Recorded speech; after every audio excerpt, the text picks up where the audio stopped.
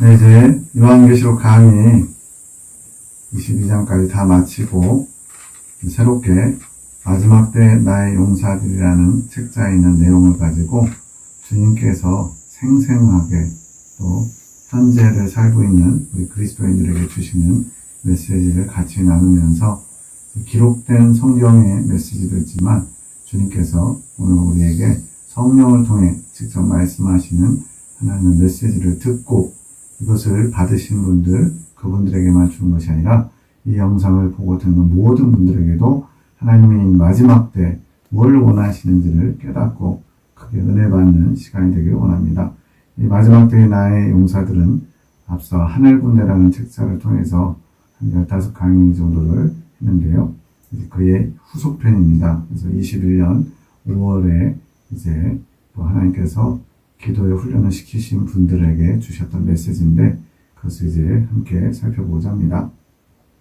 오늘 첫 번째 강의는 영이신 예수님을 만나는 방법에 대해서 함께 말씀을 보려고 합니다.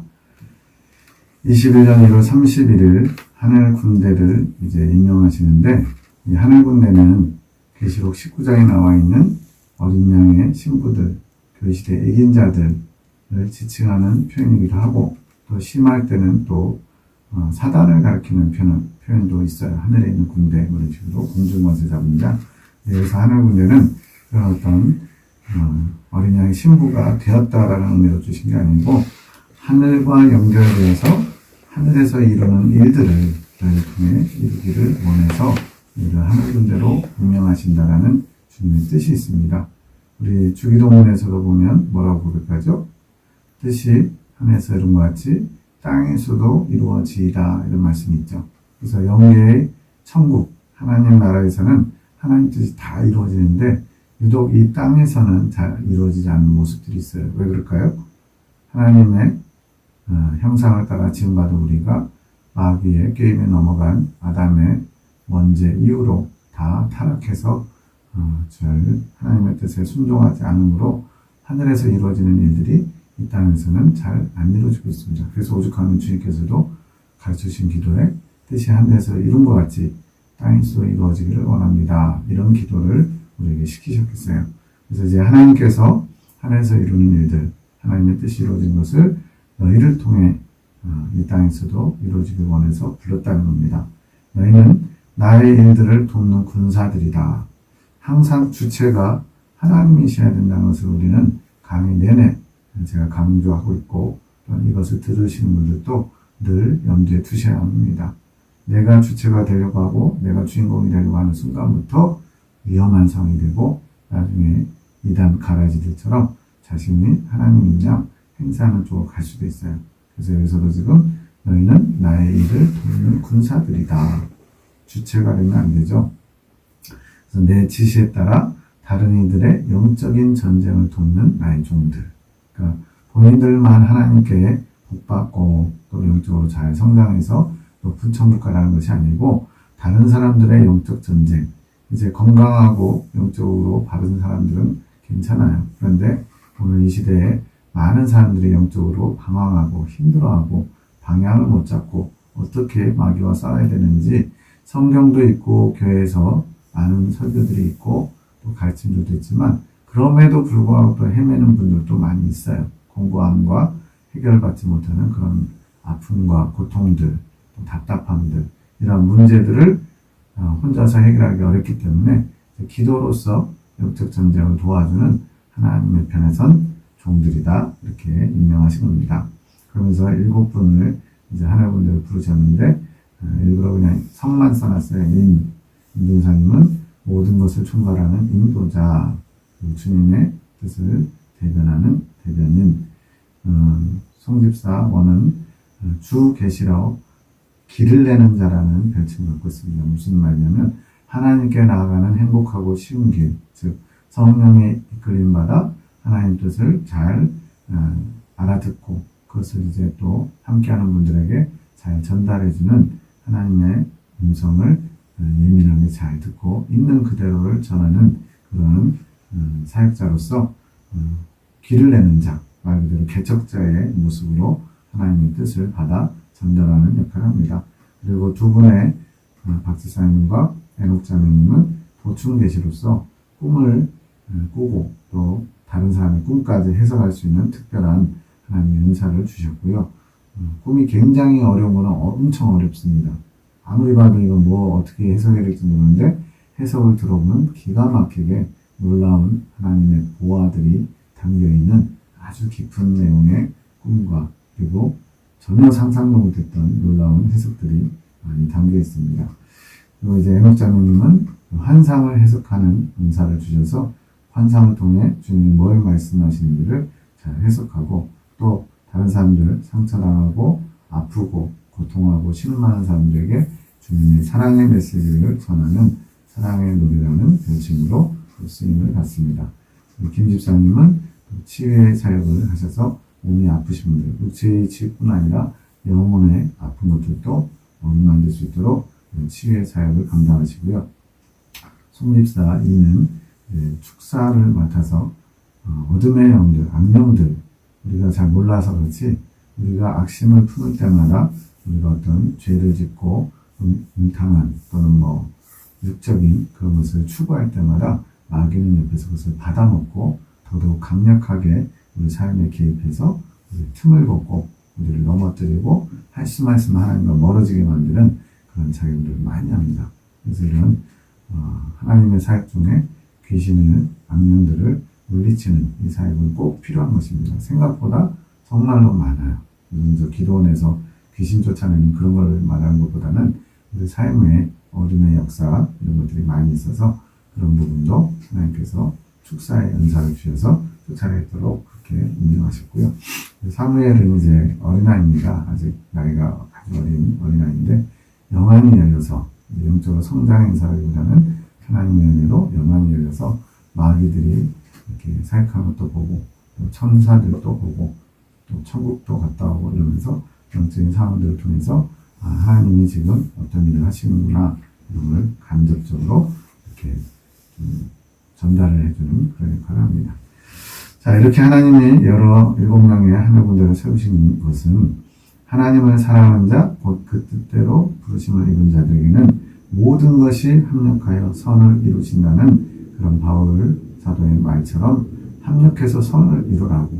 여기서 선은 내가 보기에 좋은 것, 선한 것이 아니고 하나님이 기뻐하시고 하나님이 원하시는 선을 이루는 것이에요. 그것이 뭐겠어요? 당연히 하나님의 뜻을 이루는 거죠.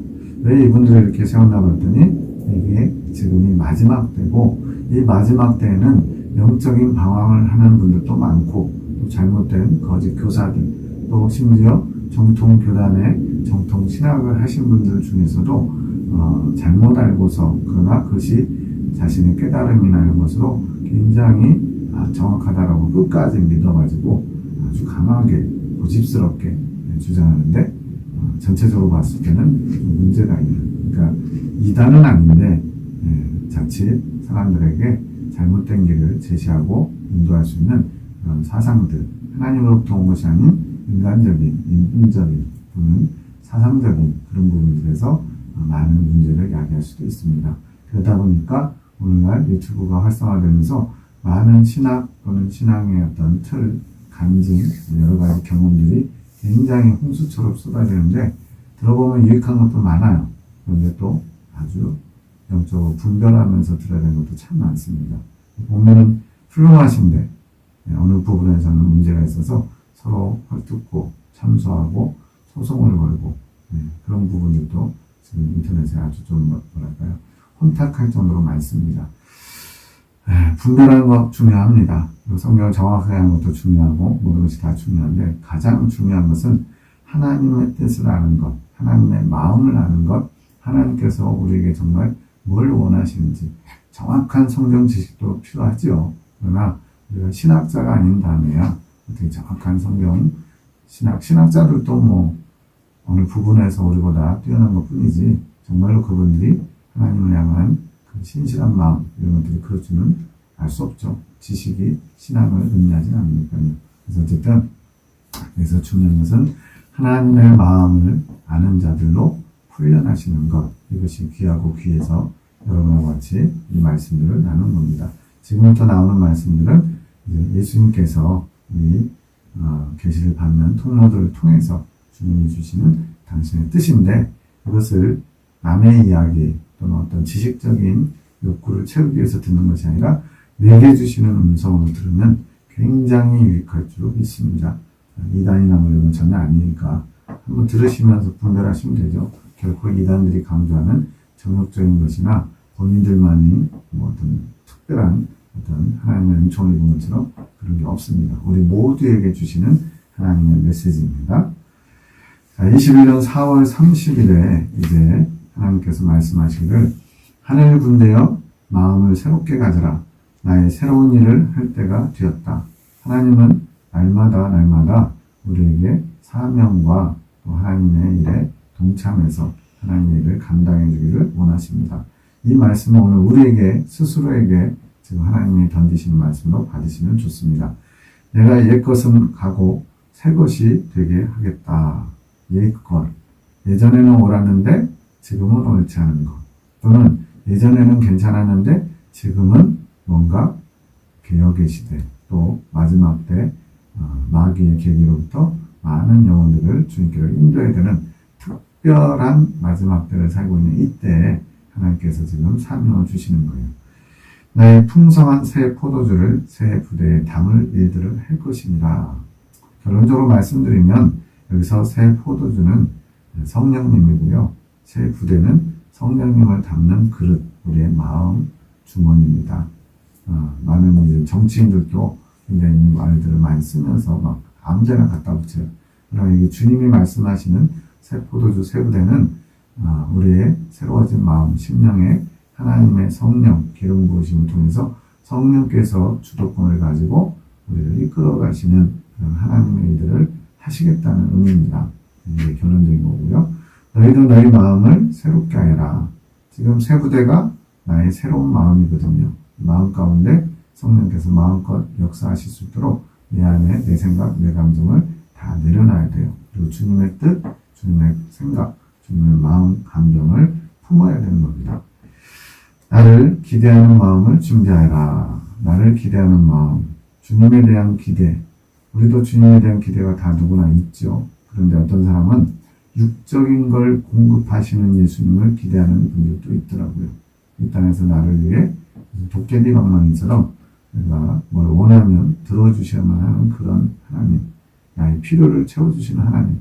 물론 오늘날 우리에게 일용할 양식을 주옵시고 라고 가르쳐 주셨으니까 필요를 채워주시기도 합니다. 근데 그거는 지극히 일부분이고요. 또 나의 욕심을, 육적인 욕심을 구하라는 것이 아니고 생계에 필요한 최소한의 것을 구하라는 겁니다. 아니면은 왜 일용할 양식을 구하겠어요? 일용할 양식은 날마다 구해야 되는 것입니다. 그리고 모든 것이 다 주님께로부터 왔다라는 고백이기도 하지요. 그래서 우리는 주님을 기대하는 마음, 그래서 준비하라 했는데 어떤 것이냐?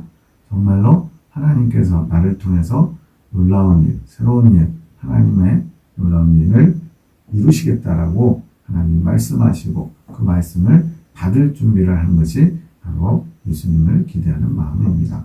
나를 믿는 믿음을 새롭게 정비하여라. 지금까지 너희가 믿음이라고 생각해왔던 것들, 그 이상의 것을 내가 너희에게 요구한다. 또 채워주기를 원한다. 그걸로 새롭게 정비하라는 거예요. 너 자신을 살펴봐라. 나를 향한 마음이 어떠한지. 네. 우리는 예수를 믿는다고 5년, 10년, 20년, 30년 또 모태신앙부터 계속 왔을 수도 있어요. 그런데 정말로 주님 보시기에 주님이 기뻐하시는 믿음을 가진 자인지.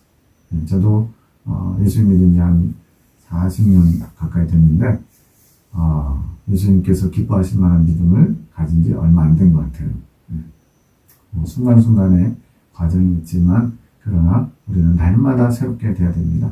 주님을 소유할 수 있는, 주님이 내 안에서 마음껏 일하실 수 있는 새 마음을 품어야 돼요. 너희 마음이 나를 바라는 마음으로 기쁨이 충만하기 원한다. 기쁨이 충만하기 원한다. 예수님이 말씀하시는 그 사랑과 희락과 화평과 오래참과 자비와 양선과 충성과 온유와 절제, 성령의 열매 9가지가 갈라디아서에 나오는데 그 중에 희락이 있어요. 희락. 이 희락은 어떤 뭘 가져서 생기는 기쁨이 아니고요. 하나님을 소유한 자 또는 하나님 때문에 기뻐하는 것을 말합니다. 그래서 주님은 늘 우리가 기뻐하기를 원하세요. 항상 기뻐하라. 그래서 항상 뭐예요? 연단받는 중에도 고통스러운 환경 가운데서도 이것이 어떻게 가능할까요? 주님을 소유하면 가능합니다. 물론 이제 여기서 주님을 소유한다면 높은 신앙의 경지를 말하지만 그러나 그것을 바라보고 그것을 소망하며 가는 사람도 간접적으로는 주님을 소유하는 기쁨을 맛볼 수 있겠죠. 그래서 너의 마음이 항상 나를 추구하고 바라고 그리고 그것을 원하기 때문에 기쁨이 충만하기를 주님께서 축복해 주신 겁니다. 그 기쁨이 너에게 힘이 될 것이며 믿음이 자라게 하는 양약이 될 것이다. 믿음이 성장하기 원하십니까? 주님을 간절히 원하시고 바라시고 주님 때문에 기뻐하십시오. 그러면 여기 말씀대로 믿음이 성장하게 될 겁니다. 여호와를 기뻐하는 것이 너의 힘이니라. 느헤미야 총독이 이제 백성들에게 오늘은 여호와의 성일이다. 슬퍼하거나 힘들어하지 마라. 여호와를 기뻐하는 것이 너에게 새로운 힘을 공급할 것이다 말씀하셨는데 여기서도 지금 주님의 뜻과 일치하는 것 같아 넣어봤습니다. 자, 21년 5월 1일 이때 말씀하십니다. 나를 참되게 예배하는 것부터 배워야 된다. 참되게 예배한다. 참된 예배란 뭐냐? 신령과 진정으로 드리는 예배. 말씀에도 있죠. 하나님은 영이시니 예배하는 자가 신령과 진정으로 예배할지니라. 저도 이 말씀은 외우고 있었는데 진정한 의미를 잘 몰랐던 것 같아요. 지금 와서 이제 보니까 그래서 신령과 진정이 뭔지 알겠어요. 이 신령은 성령님이 우리 안에 들어오셔요. 언제? 예수님을 영접하고 이제 구약의 모형으로 얘기하면 출애굽하는 즉 예수님을 영접하고 구원을 여정을 시작한 때부터 성령님이 우리 안에 들어와 계십니다. 그 성령님과 함께 진정으로 진심으로 이제 새 개역 개정에서는 이제 진리로 이렇게 있는데 진리라는 뜻보다는 우리의 진심, 마음, 정성, 중심 이런 뜻이 더 맞는 것 같아요. 성령님과 함께 진심을 다하여 예배하는 것이 참된 예배입니다. 오늘 주일에 예배드리고 수요 예배드리고 금요 기도 예배드리고 뭐 새벽 예배드리고 차례드리고 많은 예배들을 드리죠. 그런데 과연 그 예배 가운데 주님께서 기뻐하시는 참된 예배, 신령, 성령님이 함께 동행하시고 성령님께서 역사하시고 또 내 마음, 진심, 중심이 담겨있는 참된 예배를 드리는 분들이 과연 몇 분이나 될까요? 말만 신령과 진정으로 예배 드린 건 아닐까요? 성령의 이끌림 속에서 기쁨과 참 평안을 누리고 너희 마음을 다하는 것, 이게 진정이란 뜻이죠. 성령의 이끌림. 사실은 이제 앞으로도 계속 강조될 것이지만 우리의 신앙 여정은 성령님의 이끄심을 받아야만 합니다. 성령의 이끄심 없이는 결단코 천국에 들어갈 수가 없습니다. 그래서 구속의 날까지 성령으로 인치심을 받았다라는 말씀을 성경에도 나와요. 성령께서 우리를 계속 끝까지 천국 들어가는 그날까지 인도하시고 이끌어 주셔야만 우리는 다른 길로 빠지지 않고 천국에 들어갈 수 있습니다. 너희가 이런 참된 예배를 드리느냐? 교회가 대체로 죽은 예배를 드리고 있다. 살아있는 예배, 하나님과 함께 하시고 기뻐하시고 성령께서 역사하시고 정말 성령의 기쁨과 감동이 있는 예배. 물론 요란하게 막 그 오케스트라 동원하고 성가대 막 100명, 200명씩 크게 하면 뭔가 느낌이 있고 아주 경건하고 엄숙하고 천국에 있는 것 같은 느낌은 들어요. 그러나 그 겉으로 보이는 게 다일까요? 제가 무슨 큰 교회를 비방하고자 하는 말은 아닙니다. 사람 보기에 아주 우렁차고 화려하고 아주 잘하는 프로들이 노래하고 악기 다루고 그렇게 해서 사람 귀에 좋은 그런 음악이 있는 예배, 또 시설도 아주 좋고요. 아주 화려한 조명. 그러나 주님은 시골의 초라한 노인들밖에 없는 몇 명 모이지 않는 그런 시골 교회에서도 진심을 다해 하나님을 찾는 자들이 예배하는 것을 귀하게 보신다는 거예요. 우리는 육적인 눈으로 판단하면 안 됩니다. 하나님 보는 관점으로 우리의 시선이 바뀌어야 돼요. 대체로 교회들이 죽은 예배를 드린다는 거예요. 한 교회 안에 신령한 예배를 드린 사람이 몇 명 없다는 거예요. 그게 너희의 책임이다. 지금 이 기도 모임에 다니시는 분들에게 주님께서 책망하시는 거예요. 중직들로서 너희가 깨어 기도해야 하건만 너희는 무엇이 도대체 중요하냐. 내가 이만큼 수고했고 이만큼 교회에 헌신했으니까 이제는 대접받을 때가 되었지. 혹시 이러고 있지는 않느냐? 이렇게 물으시는 겁니다. 온갖 비방하는 말들로 너희 자신들의 허물들은 모르고 다른 사람들의 탓을 하며 내 마음을 아프게 하는구나. 교회 안에 말이 많아서 아주 신령하거나 또 영적인 교회는 못 봤어요. 말이 많은 곳은 반드시 문제가 생깁니다. 이 말이 많다는 것은 하나님의 뜻을 서로 나누는 것보다는 사람 사이에 인간적인 대화와 또 육적인 관심들이 오고 간다는 얘기예요. 사업을 하는 남자들이 모여가지고 사업하는 얘기를 하고, 또 여자분들은 딸내미 시집 보내는 얘기, 또 자녀들 교육하는 얘기. 물론 어느 정도까지는 할 수 있죠. 그러나 우리 삶의 중심이 하나님 중심적이지 않으면, 심지어는 일주일에 한 번 주일 예배 드리고서 모여서 식사하는 그 교제 자리에도 하나님이 아닌 세상 것들로 우리의 대화의 주제가 중심에 있다면 하나님이 어찌 기뻐하시겠습니까? 안식일을 거룩히 지켜라는 구약에만 있고 신약에는 없는 것이 아니고 그 의미는 여전히 지금도 동일하게 적용돼야지.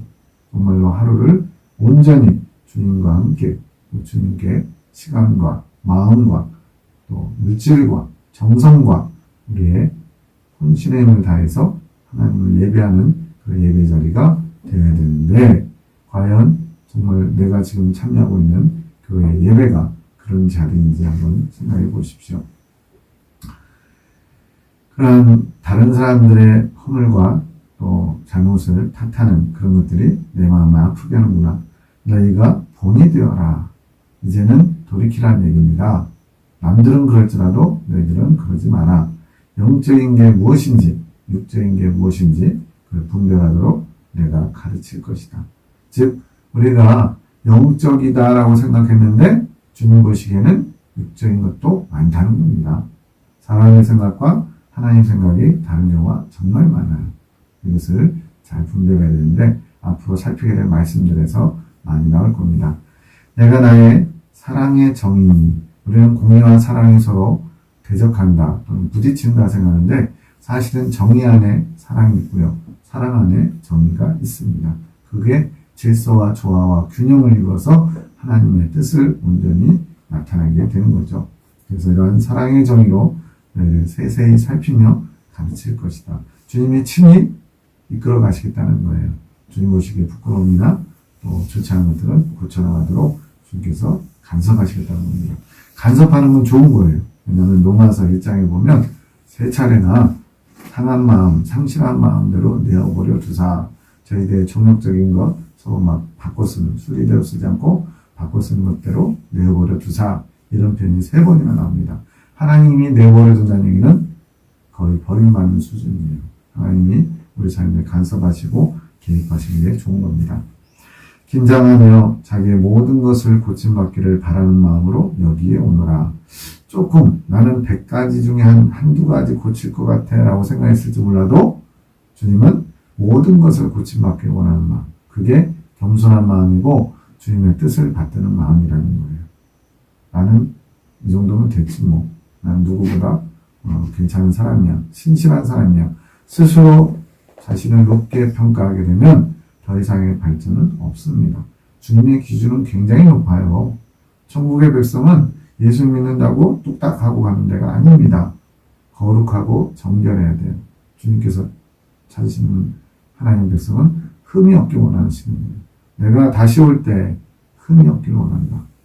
점도 흠도 없길 원하는 게 주님의 뜻입니다. 그래서 우리는 괜찮게 남들이 인정할 만한 그의 일꾼이다, 훌륭한 신앙을 가졌다 이런 평가를 들을지라도 항상 우리는 주님 앞에 나의 부족함을 볼 수 있는 겸손이 있어야 됩니다.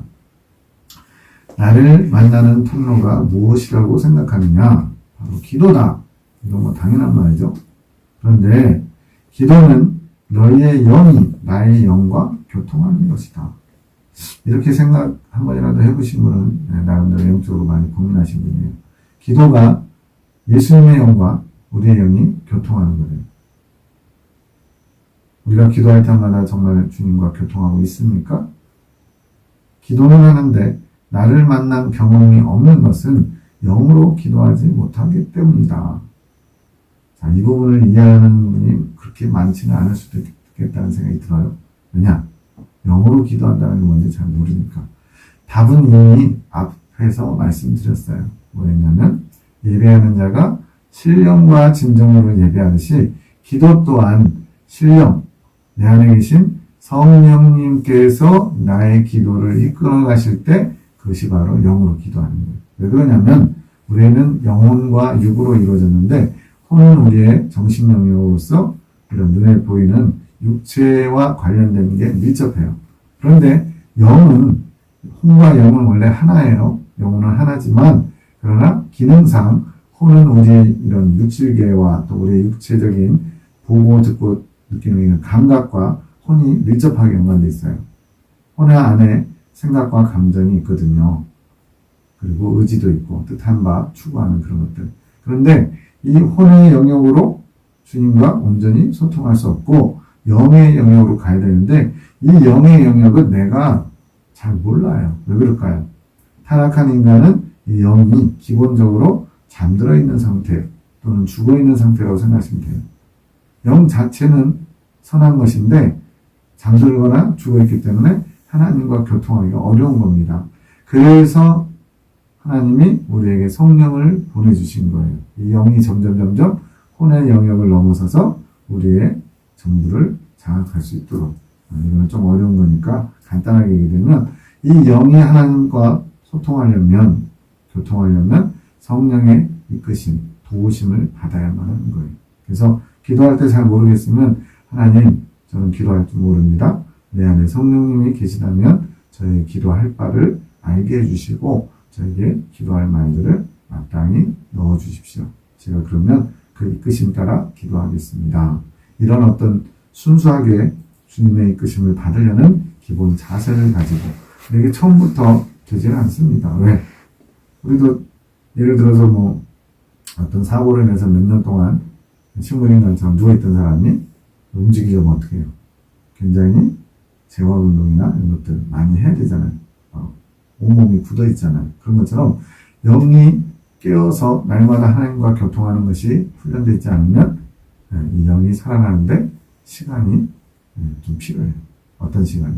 성령께서 영을 계속 깨우는, 그래서 영이 하나님과 교통할 수 있도록 영으로 기도하는 것이 훈련되어야만 한다는 겁니다. 많은 사람들이 기도를 하는데 그 기도가 육적인 기도, 그런 기도가 많다는 거예요. 너희가 육으로 나를 만나려고 한다면 나를 만나기 어렵다. 너희가 육으로 기도하면 기도 응답은 받을 수 있겠지만, 즉 혼적인 영역에서 필요한 것들을 구하는 거 있잖아요. 일용할 양식을 구할 수도 있고 누군가 불편한 관계가 있는데 그 사람과 화해를 할 수 있도록 도와주세요. 그런 거. 이런 기도도 응답은 받아요. 그런데 문제는 영이신 예수님과 밀접한 영적 교통이 없다 보니까 예수님을 만나는 은총은 받을 길이 없다는 겁니다. 그래서 앞으로 차차차차 다뤄갈 문제인데, 믿음이 무엇이냐? 육의 것이겠냐? 영의 것이겠느냐? 믿음은 영과 관계된 겁니다. 믿음이 자란다는 것은 영인 예수님을 알아가는 것. 믿음이란 무엇이냐? 이미 제가 지난 강의들에서 많이 썼어요. 믿음과 성령과 성장의 관계, 그 강의를 한번 보시면 믿음이 뭔지 좀 더 잘 알 수 있습니다. 어쨌든 이 믿음이 성장한다는 것은 또 다른 편으로 예수님에 대해서 잘 알아간다는 거예요. 성경에 나와 있는 지식적인 예수님이 아니고 영이신 예수님을 경험적으로 아는 것이 믿음이 성장한 겁니다.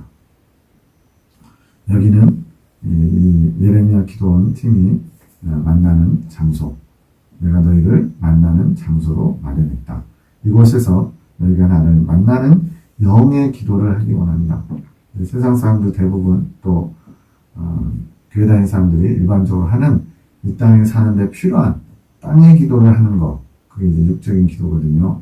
이제는 하늘의 것을 구하는, 하나님의 뜻이 이루어지기를 구하는, 주기도문에서 아까 말씀드린 것처럼 뜻이 안에서 마치 땅에서도 이루어지길 원하는 그런 영의 기도를 하기 원한다. 너희가 원하기만 하면. 근데 예수님도 한 가지 제약이 있어요. 예수님이 전지전능하시니까 모든 걸 당신 뜻대로 막 하는 게 아니고 우리의 소원함을 통해서 일을 하실 수 있는 거예요. 그래서 너희가 원하면 내가 이끌어가겠다. 굉장히 인격적이신 거죠. 우리를 종이나 노예처럼 강제로 하는 게 아니고 내가 이제 이렇게 일러주었다. 너희가 마음을 열고 나에게 구하라. 나를 찾아라. 원하고 두드려라. 그러면 내가 너희를 끌어주겠다. 이렇게 말씀하시는 거예요. 이게 한 번, 두 번 이렇게 기도로 펴내보고 이루어지는 게 아닙니다. 꾸준히 언제까지? 예수님을 만날 때까지. 그래서 강청하는 기도도 가르쳐 주셨잖아요. 과부가 억울한 일을 불의한 재판관에게 요구할 때 그 불의한 재판관이 하나님도 두려워하지 않아요. 사람도 두려워하지 않아요. 그런데 과부의 강청함으로 인해서 도저히 잠도 못 자게 하니까 밤에도 막 찾아오고 낮에도 찾아오니까 그래서 귀찮아서 들어주겠다 그러는데 불의한 재판관도 그랬던데 살아계신 하나님이 너희의 강청하는 기도를 들어주지 않겠느냐. 근데 여기서 강청하는 내용이 중요해요. 이 땅에서 필요한 것들도 구해야 되지만 그런 거를 떼쓰고 억지로 막 받아내라고 강청하라는 게 아닙니다. 부자 되게 해주세요. 로또 복권 당첨되게 해주세요.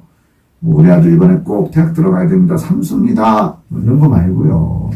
그런 거는 세상 사람들이 한 거고 하나님을 찾는 자들은 하나님이 원하시는 기도가 뭔지 알아야 돼요. 그걸 알기 위해서 원하라는 거예요. 어떻게? 성령님이 내 안에서 나에게 주도권을 받아가시고 그래서 나를 이끌어 주셔야만 우리가 주님이 원하시는 기도를 드릴 수 있다는 겁니다. 여호와께서 내 음성과 내 간구를 들으심으로 내가 저를 사랑하는도다. 그 귀를 내게 기울이셨으므로 내가 평생에 기도하리로다. 다윗의 고백. 평생에 기도한다. 기도의 맛을 알아야죠. 기도할 때마다 주님이 내게 귀를 기울이신다. 우리가 그에게 기도할 때마다 그 신에 가까이함을 얻은 나라가 어디 있느냐. 주님이 우리가 기도할 때마다 우리에게 가까이 오신대, 다가오신대. 주님이 귀 기울이실 만한 기도를 해야 됩니다. 무조건 기도 시간 3시간, 4시간 떼쓰고 억지 부르고 땡까놓고 이거 안 들어주면 저 죽어버릴 겁니다. 협박하고 이런 기도를 하는 게 아니고 하나님이 원하시는 기도를 단 10분을 하더라도 정말 진심으로 또 겸손하게 주님을 청하는 기도를 드릴 때 주님은 가까이 하실 수 있습니다. 이거는 이제 환상이 먼저 보였어요. 하늘의 동그란 원에 빛이 이렇게 쫙 비치다가 커다란 십자가에 예수님이 못 박혀 계신 모습을 보여주십니다. 그러면서 말씀하십니다. 내가 누구를 위해 십자가를 지었더냐? 나는 온전히 너를 위해 십자가를 지었다. 너희는 우리를 위해서라고 생각하지만 아니라 온전히 너만 위해서 십자가를 지었다. 이게 무슨 말이냐면요. 나만 위해서 지고 이분들을 위해서는 안 졌다. 이런 얘기 아닙니다. 너 한 사람만을 위해서도 나는 십자가를 졌을 것이다. 우리가 인구가 현재 인구가 한 80억 되잖아요. 그래서 많은 사람들이 예수님이 십자가에 죽으심을 n분의 1, 85분의 1 정도로 계산하는 경우도 있어요. 계산한다기보다는 그냥 그렇게 느낄 수 있죠. 나 하나만을 위한 예수님의 십자가 아니라 온 인류를 위한 거니까 그렇게 가치를 희석시키는 것처럼 한 100만 리터에다가 잉크 한 방울 떨어뜨리면 티도 안 나잖아요. 그런 식으로 예수님의 십자가 사랑 이것을 희석시키지 말라는 겁니다. 온전히 너 하나만을 위해서도 나는 십자가를 지었을 것이다. 하루 종일 온전히 그것만 생각하여라. 우리는 워낙 이 세상에 매여서 눈으로 보고 귀로 듣고 또 해결해야 될 문제들이 산적해서 하루 종일 십자가 묵상만 하는 것은 정말 쉽지 않습니다. 해보면 압니다. 잘하신 분들은 훈련이 되신 분들인데 예수님의 십자가를 온전히 하루 종일 생각한다. 왜 그래야 되냐면 그것이 다른 거 연구하고 고민하고 열심히 풀어가야 될 문제를 푸는 것보다 1000만 배, 억만 배 가치 있기 때문이에요. 예수님의 십자가 묵상.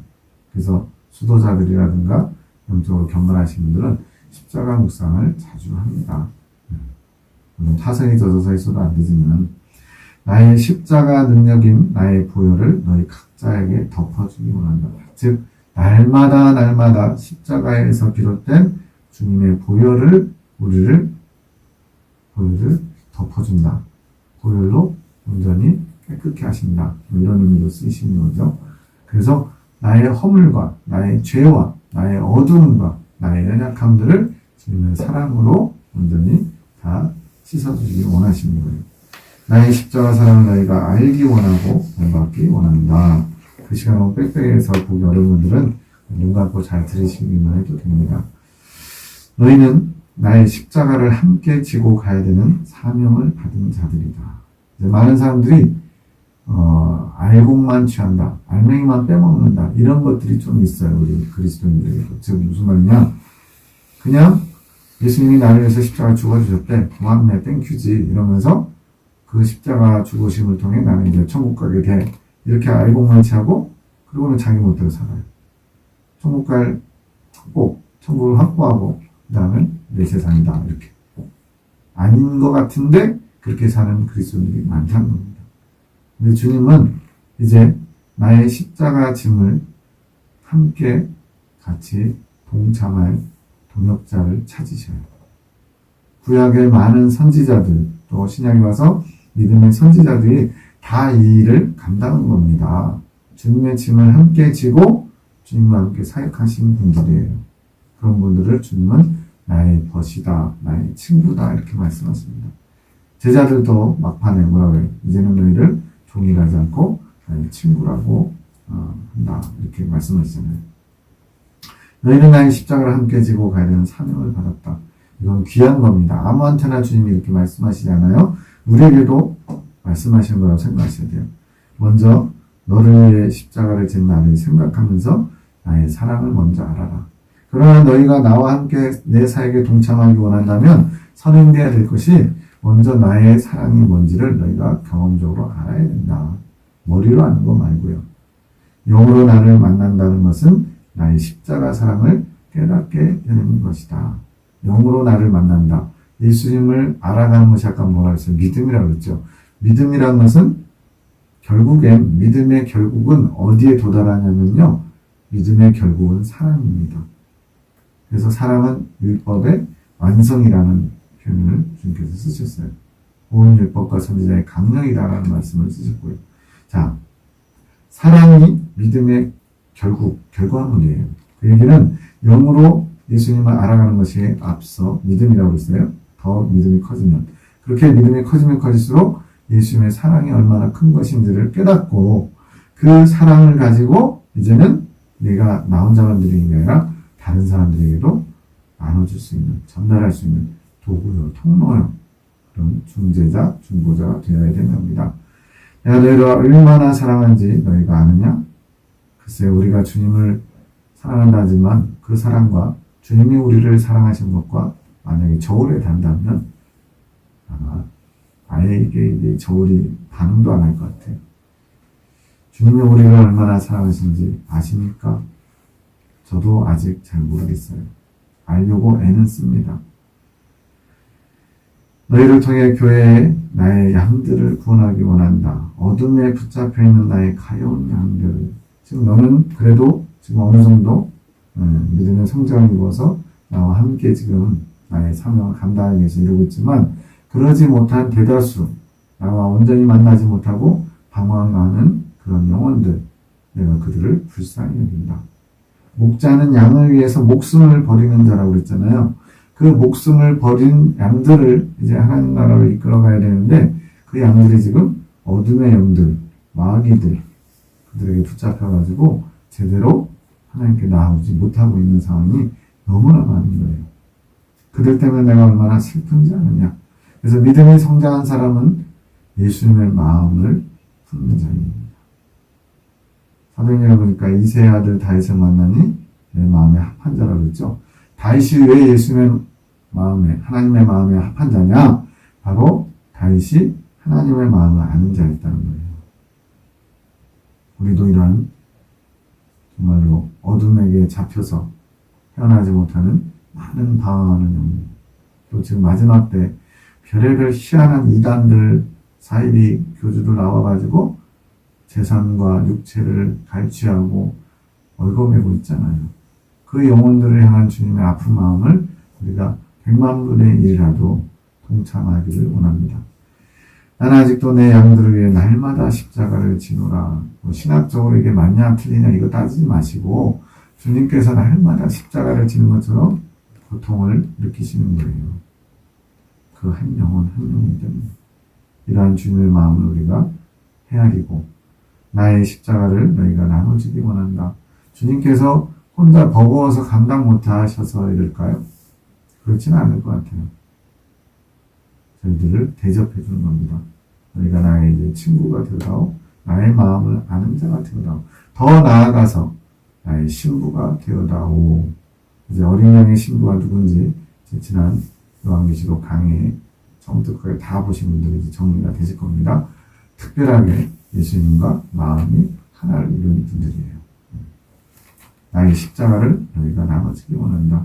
과연 교회 다니는 사람들 중에 예수님을 통해서 구원이라고 하는 알맹이를 빼먹고 싶은 사람 많은데 주님과 함께 십자가를 지고 주님의 고난에 동참하기 원하는 사람들은 과연 몇 명이나 되겠냐고요. 주님이 나를 위해서 십자가 지시고 모든 고난을 다 당하셨으니까 나는 기뻐하며 행복한 삶을 살자. 이런 분들도 많더라고요. 좀 번영신학의 영역인지 어쩐지 모르겠는데 예수님이 나를 위해서 고통당하시고 모든 나의 질고를 다 지셨으니까 나는 이제 행복하게 사는 게 주님의 뜻이라는 거예요. 지금 여기 주님은 나의 십자가를 함께 지셨구나. 우리가 나눠지기를 원하시잖아요. 우리를 괴롭히는 게 아니고 예수님의 사역에 동참시키는 예수님과 하나됨을 위한 놀라운 하나님의 뜻이 있습니다. 너희의 순종으로 피값으로 산 내 양들을 함께 생명의 길로 인도하셨구나. 내가 그리스도와 함께 십자가에 못 박혔나니 그런즉 이제는 내가 산 것이 아니라 오직 내 안에서 그리스도께서 사신 것이다. 이제 나는 없어지고 내 안에 계신 예수님만이 드러나는 예수님과 함께 십자가를 지고 주님의 사역에 동참하는 저희 모두가 되어야 되겠습니다. 내 아버지의 소원을 나의 뜻을 너희를 통하여 이룰 것이다. 이제부터는 다른 것을 탓하지 마라. 우리는 뭔가 원망이나 불평할 거리가 생기면 남 탓이나 어떤 사건, 상황, 핑계를 대고 탓을 해요. 근데 주님은 그것이 슬프답니다. 나를 슬프게 하는 것이다. 다른 사람이나 상황을 탓하지 말고 축복의 말을 해줘라. 사랑한다고 말해줘라. 또 진정으로 사랑해라. 너희가 나를 닮기 원한다. 예수님이 십자가에서 마지막으로 보여주신 모습이 뭐예요? 당신을 저주하고 십자가에 못 박혀 마땅한 그런 변절자, 배신자, 이단자 이렇게 취급을 했는데 주님은 아버지여 그 고통스러운 상황에서 숨을 헐떡헐떡 넘어가시는 그 상황에서도 아버지여 저들의 죄를 사하여 주옵소서. 저들은 자기들의 하는 일을 알지 못합니다. 우리가 몰라서 그런다고 주님이 그것을 다 용서하시겠다는 거예요.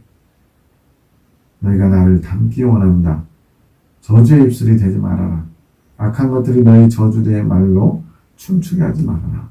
악령들은 사사건건 우리의 틈을 봅니다. 우리 주변을 맴돌아요. 그러면서 우리가 주님의 뜻과 상관없는 또는 주님 보시기에 지금 말씀한 것처럼 저주의 말들, 험담하는 거, 악평하는 거, 불평하는 거, 원망하는 거, 남 탓하는 거 이런 것들을 받아먹고 있는 거예요. 춤추는 거예요. 그들은. 왜? 그로 인해서 저 영혼이 점점 하나님과 멀어지니까 더럽혀지니까 내가 내 사랑으로 모든 허물을 덮어줬듯이 나를 닮은 자들이 되어라. 주님의 마음을 헤아리기 원합니다. 나를 좀 닮아다오. 예수님 닮은 사람들이 가는 곳이 천국입니다. 정말 세상 보기에는 뭐 악한 자, 뭐 살인을 저질렀어도 예수님만 믿으면 구원받는데 어처구니 없어 할 수 있어요. 근데 살인을 했던 뭘 했던 결과적으로는 예수님 닮아야 궁극적으로 들어가는 것이 천국이에요. 그냥 예수님 믿는다고 믿습니다 한마디에 천국이 확보되는 게 아니고 결과적으로 예수님을 닮은 사람들만 들어갈 수 있어요. 그 닮기 과정이 꼭 필요합니다. 이 땅에서든지 영계, 심판대가 있는 영역에서든지. 사랑은 모든 것의 완성입니다. 아까 말씀드렸죠? 믿음이 성장한다는 것은 결국 사랑을 이루는 거예요. 사랑하여라. 내가 너에게 보인 게 무엇이더냐? 사랑이 아니더냐? 사랑의 순종이 아니더냐? 내가 너희를 사랑하니 너희도 서로 사랑하라. 주님이 주신 세 계명도 뭐예요? 하나님을 마음을 다하고 목숨을 다하고 힘을 다하고 성품을 다하고 뜻을 다하여 주 너희 하나님을 사랑하라. 그리고 내 이웃을 내 몸과 같이 사랑하라. 주님은 복잡한 거 주지 않으셨어요. 사랑하라. 이것은 명령이면서 권면이면서 우리를 향하신 예수님의 뜻입니다. 사랑할 수 없는 사람을 사랑하게 되는 것이 하나님의 뜻이에요. 단번에 되나요? 안 되죠. 예수님을 많이 묵상하면서 예수님과 마음의 일치를 이루어야만 예수님이 명하신 것들을 우리가 지킬 수 있습니다. 사랑은 나의 능력이다. 사랑 자체가 예수님의 능력이라는 거예요. 너희가 서로 사랑할 때 나의 능력이 나타나는 것이다. 그러니까 사랑하지 않는데 은사가 나타난다. 실제로 지금 각종 은사를 행해가지고 사람들을 모으는 이단 사이비 교주들도 많잖아요. 그게 주님의 능력이 아니라는 겁니다. 모든 것이 사랑을 바탕으로 해야 돼요. 긍휼히 여기는 마음, 불쌍히 여기는 마음.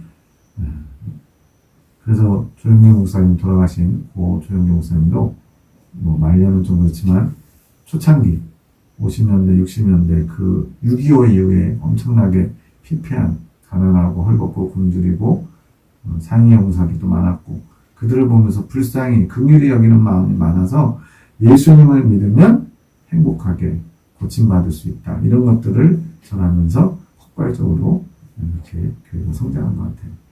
어쨌든 시작은 동기는 사랑이었습니다. 불쌍히 여기는 마음이었어요.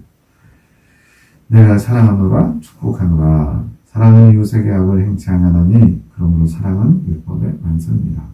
바리새인들이 율법을 철저하게 지킨다고 자랑하고 예수님 앞에서 거듭먹거렸거든요. 그들에게는 사랑이 없었어요. 그래서 예수님께 책망을 받습니다. 해치한 무덤들, 독사의 자식들, 지옥에 가면서 다른 사람까지도 지옥으로 배나 더 만든다고 책망을 받았습니다. 사랑이 없는 껍데기만 있는 율법을 지키는 모양만 있었기 때문에 그렇습니다. 나는 너희에게 슈퍼맨이다. 좀 특이한 표현을 쓰시죠. 너희가 도움을 구할 때 언제나 달려가는 너희의 보호자다. 슈퍼맨이 실제로 진짜 엄청난 힘을 가지고 사람들을 구출하잖아요. 교통사고, 열차 탈선 이런 거에서 언제나 나를 불러라. 문제는 그런 슈퍼맨 대신에 예수님 우리가 잘 안 찾는다는 게 문제예요. 나는 맥가이버다. 맥가이버 하시는 분들은 다 50대 이상은 돼야 될 것 같아요. 저 어렸을 때 재밌게 봤는데 아주 손재주가 뛰어나가지고 별의별 걸 다 만들어가지고 어려움을 해결하는 그런 분이 있었어요. 너희 모든 것을 고쳐줄 수 있는 능력자다. 앞서 모든 것을 고침받기 위해서 내 앞에 나가라 그랬거든요. 나는 이 정도면 됐지. 나만큼만 하라 그래. 이런 높은 마음으로는 예수님 앞에 겸손히 나갈 수가 없어요. 겸손히 저는 고침받아야 되는 사람입니다. 저는 예수님 앞에 너무나 부끄러운 죄인입니다. 이런 사람들이 예수님 앞에 나가서 고침받을 수 있습니다. 너희 힘으로는 아무것도 할 수 없다. 나를 불러라. 나를 찾아라. 나를 원하여라. 지금 주님이 알아서 다 해주는 그런 무슨 자동 기계가 아니고요. 우리가 주님을 원하고 찾고 예수님을 불러야 돼요. 간절히. 근데 많은 사람들이 통성기도 주여 하면서 저도 가만히 들어보거든요. 그러면은 떼쓰는 기도, 또 육적인 기도, 뭔가 필요를 채워나가고 주님 자체를 원하셔야 돼요. 주님 자체를. 제가 예수님과 동행하기 원합니다. 제가 예수님을 더 깊이 알기 원합니다. 제가 예수님을 기뻐하기 원합니다. 제가 예수님과 함께 남은 생에 열심히 천국을 향해서 가보기 원합니다. 이런 기도를 해야 되는데 필요를 채워주는 무슨 어떤 도깨비 방망이로 예수님의 슈퍼맨 맥가이버인데 저의 어려움을 도와주시기도 하지만 더 중요한 것은 예수님의 마음을 알아서 예수님이 원하신 것을 구하고 또 예수님의 사역에 동참할 수 있는 주님이 인정하시는 그런 사람이 되는 게 더 중요하죠. 사도 바울처럼, 다윗처럼, 모세처럼, 사무엘처럼, 다니엘처럼, 요셉처럼 수많은 하나님이 사용하신 위대한 하나님의 종들이 성경에 있잖아요. 나를 가진 자는 모든 것을 가진 자다. 그래서 그 갈메모 성지라고 가톨릭 저쪽 보령 쪽에 가면은 갈메모 성지에 다빌리 주교 이제 순교당하신 분인데 예수님을 가진 자는 모든 것을 가진 자다. 이 문구가 딱 크게 새겨져 있어요. 이 말씀을 우리는 새겨야 됩니다. 근데 우리는 예수님 빼고 다른 걸 다 가지려고 해요. 이게 참 비극입니다. 비극. 예수님을 가지면 모든 것을 가진 건데 예수님 빼고 나머지를 다 갖고 싶어요. 거꾸로 됐어요. 나는 너희가 영적으로 부유한 자들이 되기 원한다. 내가 가진 온갖 좋은 부하들을 너희에게 주기 원한다. 주님은 부자예요. 너희가 원하는 것을 구하라. 내가 아낌없이 주리라. 나는 이렇게 가진 게 많은데 많다라는 편이 저는 예수님한테 안 맞다고 솔직히 저는 생각해요. 왜? 그냥 예수님은 이 세상의 주인입니다. 온 우주의 창조주시잖아요. 모든 것을 다 가지신 분이에요. 많은 것이 아니고 모든 것을 가지신 분이에요. 근데 너희는 이리도 어찌 가난하냐. 그러니까 우리가 하나님을 아버지라고 부르고 예수님을 형님 이렇게 부른다면 너희는 왜 이렇게 가난하니? 분명히 아버지는 부자인데 웬걸요? 우리가 예수님께 구해서 많은 걸 받았어요. 여기서 말하는 주님이 주고 싶은 거는 뭘까요? 물질적인 거? 건강? 이 땅에서 명예를 누리는 거? 물론 그런 것들도 포함될 수는 있겠죠. 근데 그거는 사실 가치로 따지면 가장 저 밑바닥의 가치예요. 세상에서는 귀하고 가장 중요한 것도 몰라도 하나님의 관점에서는 가장 왜? 이 땅에서만 필요한 거. 자, 가치 있는 게 뭔지를 말씀드릴게요. 이 땅에서만 필요한 거는 가장 핫바리 가치입니다. 천국에서 쓸 수 있는 것은 최고의 가치예요. 그래서 이 땅의 것을 구하는 사람들은 잘못 구하는 거예요. 네.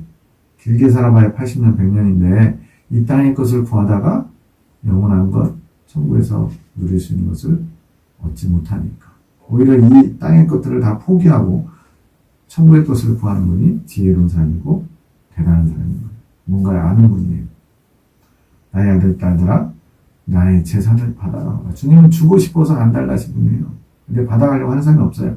만날 돈 달라고 그러고 건강 달라고 그러고 뭔가 육적인 걸 구하고 그러고 있는 거예요. 나의 자녀답게 부유한 자들이 되어라. 내가 아낌없이 주고 싶지만 원하는 자들이 적구나.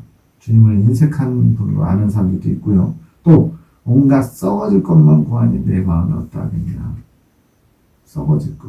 여기서 말하는 건 이 땅에서만 필요한 것.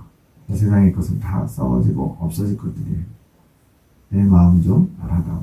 내가 너희가 부욕해 하기를 원한다. 내가 너희를 부욕해 하기 원한다. 더 간절히 원해라. 나의 마음을 헤아려라. 주님의 호소가 느껴지십니까? 나의 어여쁜 자들아, 내가 너희를 변화시키리라. 새롭게 하고 부요하게 하여 너희를 내 아름다운 잔으로 세워가리라. 주님은 이렇게까지 우리를 사랑하시고 간절히 원하고 계세요. 근데 우리가 거기에 화답을 안 해요. 호응을 안 해요. 주님은 그러세요. 나는 이 길 갑니다. 마이웨이. 주님은 그쪽으로 가세요. 나는 이쪽으로 갑니다. 이러고 있는 거예요. 나는 포도나무에 너희는 가지니 저가 내 안에 내가 저 안에 있으며 이 사람은 과실을 많이 맺나니 나를 떠나서는 너희가 아무것도 할 수 없습니다. 이전에는 주님 없이도 뭘 할 수 있다라고 생각할 때가 있었어요. 지금의 점점 예수님을 알아갈수록 예수님 없이는 나는 아무것도 아니라는 것을 고백합니다. 이 말씀이 경험적으로 조금 알겠어요. 여러분은 지금 어떠십니까? 예수님 없이도 그냥 괜찮게 잘 살고 계십니까? 그것은 정상이 아닌 겁니다. 모세가 그걸 딱 보여주잖아요. 애굽의 왕자일 때는 뭐든지 할 수 있을 것 같아가지고 사람까지 쳐 죽이는까지 강하게 단호하게 해냈는데 40년 동안 미디안에서 목동도를 타고 나니까 하나님이 이제 쓰시겠다고 부르니까 이제 나는 못해요. 어떻게 그 엄청난 일을 감당해. 나는 할 수 없어요. 입이 둔한 자예요. 다른 사람 보내주세요. 이러는 거예요. 40년 동안 태화돼서 그럴까요? 제대로 자신을 아는 겁니다. 나같이 부족한 사람이 하나님의 크신 위대한 일을 감당하기 어렵습니다. 겸손해진 거지 모세가 퇴화된 건 아니에요.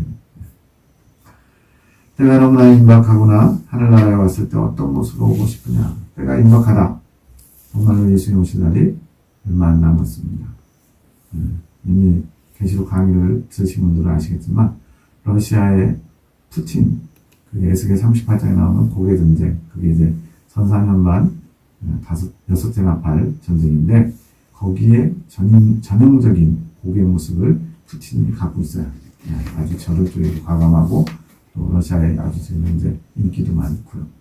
또 미국의 트럼프 11월 대선에 그가 대통령으로 지선된다면 족불짐승 캐나다와 미국의 연합국가 게시물에 나오는 후상음악 때 큰 거짓 선지자, 큰 음력, 아주 전형적인 모습입니다. 자국 이익 중심, 자기를 위해서 그렇게 기독교인인데 아주 예수님을 땅에 떨어뜨리는 그런 사람. 그래서 시대가 참 임박했어요. 하늘나라에 왔을 때 어떤 모습으로 오고 싶냐? 사람 보기에는 화려한 치장은 그거는요. 그 17장인가요? 거기도 보면요. 음녀가 나는 여왕이다. 그러면서 막 각종 진주와 보석으로 붉은색 옷감으로 자주 옷감으로 꾸미고 앉아있어요. 그 사람도 굉장히 화려하게 사람들 보기에는 엄청나게 멋진 사람이에요. 근데 주님 오시기는 완전히 벌거벗은 자죠. 익은 열매를 향해 나오는 길은 어렵지 않다. 익은 열매가 생소하신 분들은 계시록 강의를 좀 다시 한번 꼭 들어보시면 좋겠어요. 거기에 익은 열매가 뭔지 자세히 나옵니다.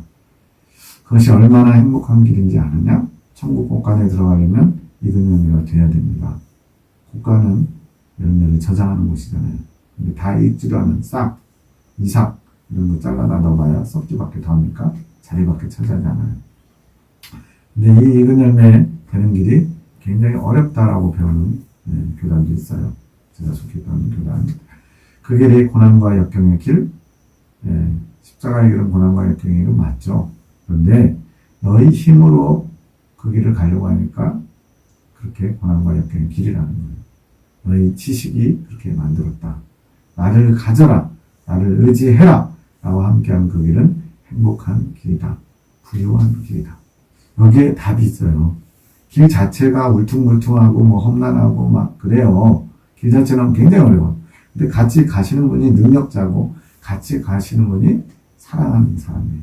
그러면 아무리 힘들고 어려워도 길 자체는 어려운데 행복하게 갈 수 있는 길이라는 거예요. 이거는 비결이 뭐겠어요? 동행하는 예수님을 사랑할 때 그렇게 됩니다. 예수님을 사랑하지 않아요. 겨우 그냥 천국 들어가기 위해서 어쩔 수 없이 이용하는 관계? 천국 가기 위해서 그냥 어쩔 수 없이 교회 가서 목이라도 내놓고 아멘 한마디라도 해서 천국 들어가려고 하는 사람에게는 예수님과의 동행이 그렇게 즐겁거나 행복하지 않겠죠. 예수님을 사랑하는 사람만이 그 천국 가는 길, 익은 열매의 길이 쉽고 행복한 길이 될 수 있는 거예요.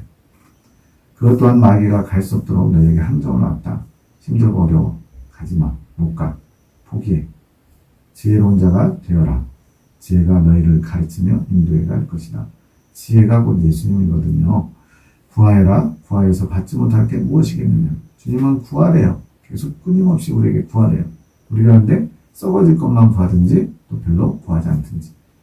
야고보서에 정확하게 나옵니다. 너희가 기도할 때 응답받지 못하는 것은 구하지 아니하며. 그래서 말씀했죠. 구하지 아니하며 또한 정욕으로 쓰려고 잘못 구하기 때문에 기도응답을 받지 못한다는 거예요. 너희 시선을 하늘로 향해라. 지금 우리가 땅 바라보면서 무슨 보석 하나 떨어져 있나? 미국에 무슨 옐로스톤이라고 거기 가면 돈 내고 들어가서 보석이 막 1년에 몇 차례씩 큰 보석을 키운다는데 땅 바라보다가 정작 주님 오시는 날 부끄러움을 당하는 사람들이 많습니다. 이제는 하늘을 향해야 돼요. 너희가 바라보는 땅은 지옥을 향해 이끌어간다. 땅을 바라보고 살면 살수록 점점 더 지옥에 가까워져 간다는 거예요. 내가 속히 오리라. 주님은 계시록에서 계속 말씀하는 거예요. 내가 속히 오리라. 명심해라. 너희는 내가 다시 올 길을 예비하는 자들이다. 예수님 초림 때 누가 얘기했죠? 바로 세례 요한이 그의 오시는 길을 평탄케 하는, 적경을 평탄케 하는 일을 했어요. 이제 마지막 때이기 때문에 다시 한번 세례 요한과 같이 주님 오심을 준비시키고 외치는 자들이 필요합니다. 그게 이제 계시록 11장에서는 두 감람나무 증인을 통해서 그렇게 하셔요. 그건 이스라엘 대상이고 이제 이방인들인 우리는 예수님 오심을 마지막 때 외치면서 준비하게끔 해야 돼요. 나를 사랑하여라. 나는 준비되었다. 너희가 그런 종이 있기를 원한다. 세상에 썩어질 것들을 원하지 말고 나를 원하여라. 제발 좀 제가 주님의 이런 호소를 들을 때마다 참 억장이 무너져요. 주님이 이렇게 호소할 입장이 아니거든요, 사실은. 우리가 주님께 호소해야 돼요. 제발 좀 저를 불쌍히 여겨주세요. 저를 좀 사용해 주세요. 저를 주님 앞에 더 가까이 나갈 수 있도록 이끌어 주세요. 이래야 되는데 오히려 반대예요, 지금. 주님이 우리한테 제발 좀 나를 사용해다오. 나를 써먹어다오. 영적으로죠, 영적으로. 세상에 썩어질 것을 구하지 말고 나를 구해라. 나를 사랑하라. 나는 준비되었다. 너에게 나를 줄 준비를 마쳤다. 주님은 좀 스탠바이 하고 계세요. 나를 찾는 자에게 나를 주려고. 근데 정작 찾는 자들이 적다는 겁니다. 이게 오늘날의 비극입니다. 많은 사람들이 교회 다니고 많은 사람들이 기도를 하는데 예수님 자체를 원하고 예수님 자체를 구하는 자들이 많지 않다는 거예요. 예수님이 주실 여러 가지 물질적이고 육적인 복은 많이 구하는데 지혜는 그 얻은 자에게 생명나무라. 지혜를 가진 자는 복되도다. 그래서 생명나무는 예수님이고요. 생명과는 예수님의 생명입니다. 그래서 지혜가 곧 예수님이에요.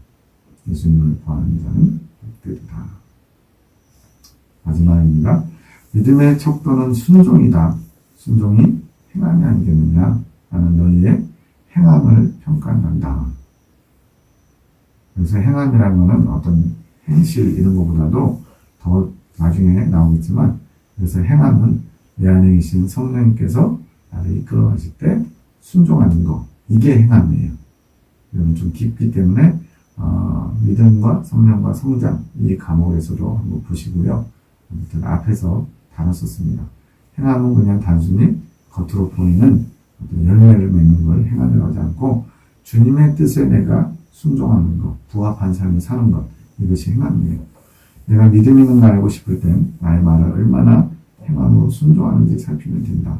주님께서 원하실 때 움직이는 게 행함입니다.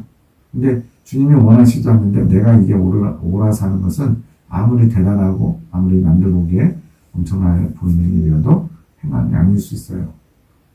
지금부터는 너희 믿음을 살피리라. 너희 행실을 살펴보리라. 나는 너희를 치유하리라. 즉, 썩 많이 좋은 상태가 아니기 때문에 치유하신다는 게 하는 거예요. 고쳐서 쓰시겠다는 겁니다. 네, 아주 손재주 좋은 사람들은 막 고물 하나 주워와가지고 새 걸로 만들잖아요. 그런 식으로. 명품이 아닌데 명품으로 만들어서 하나님이 쓰시겠다는 거예요. 치유를 받아야 새롭게 되며 나의 부요함을 채워줄 수 있다. 새 술을 담으려면 새 부대에다 넣어야 돼요. 헌 부대라 넣으면 그 새 술이 팽창할 때 찢어져 버려요. 그래서 주님이 우리에게 원하시면은 너희 안에 새롭게 되기 원하시는 거예요. 너희 행실을 돌아봐라. 너희 하루의 삶을 돌아봐라. 일주일 동안 너희 삶을 낱낱이 구하여라. 그 속에 너희 삶이 분별될 것이다. 자기를 먼저 성찰하는 데서 출발합니다. 내가 이 정도 살면 적당히 하나님 나라에도 상급도 많이 쌓았고 교회에서도 인정받고 사람들도 칭찬하고 이 정도면 됐지 라고 스스로 만족하는 게 아니고 하나님의 말씀에 비추어 성령의 조명하심을 따라 지난 일주일의 삶을 돌아보라는 거예요. 그 속에서 너의 삶이 분별될 것이다. 어떻게 살았는지, 정말로 주님을 위한 삶이었는지, 나를 위한 삶이었는지, 어떤 생각을 했는지, 어떤 말을 했는지, 누구를 만나서 뭘 했는지 서로 나눠봐라. 그래야만 부끄러움이 드러나게 된다는 거예요. 나 혼자만 몰래 은밀히 이렇게 적당히 이 정도면 됐지 하고 만족감이 있으면 소용이 없다는 거예요. 이것을 통해 너희 자신을 바라보며 너희 삶을 진단해가는 눈을 열어줄 것이다. 누가 열어주냐면 주님이 열어주신 겁니다. 이런 걸 우리는 성령의 조명하심이에요. 우리 안에 계신 성령님이 일하실 수 있도록 성령님께 자리를 내드려야 돼요. 내 삶은 내가 알아서 하겠습니다. 성령님은 저쪽에 구석에 찌그러져 계세요. 마음 한 구석에다 처박아 놓고 내가 모든 걸 주도권 가지고 하면 100년, 1000년이 가도 주님의 뜻을 알 수가 없어요. 너희 자신을 바라보는 눈이 밝아지게 됩니다. 눈이 어두우면 온몸이 어둡다라고 주님은 말씀하십니다. 오늘 양심의 눈이라고도 할 수 있지만 성령께서 조명하셔서 우리 자신을 볼 수 있는 눈이 밝아져야 돼요. 그래야만 회개가 일어나고 고침도 받게 된다. 이것이 너희들에게만 나의 첫 번째 원인이다. 나 자신을 보고 내 삶 전체를 이제는 하나님 중심의 삶으로 전환하고자 하는 주님의 뜻이 담겨 있습니다. 주님께서 뭘 원하신지 자신을 보고 일주일의 삶 동안에 과연 나는 얼마나 하나님이 원하시는 삶을 살았는지 그것을 살피는 것, 이것이 첫 번째 훈련이라는 거예요. 믿음이 없이는 기쁘시게 못하느니 하나님께 나아가는 자는 반드시 그가 계신 것과 또한 그가 자기의 찾는 자들에게 상 주시니심을 믿어야 할지니라. 우리에게 믿음이 있는지 나를 돌아보는 그런 시간들이 되었으면 좋겠습니다. 감사합니다.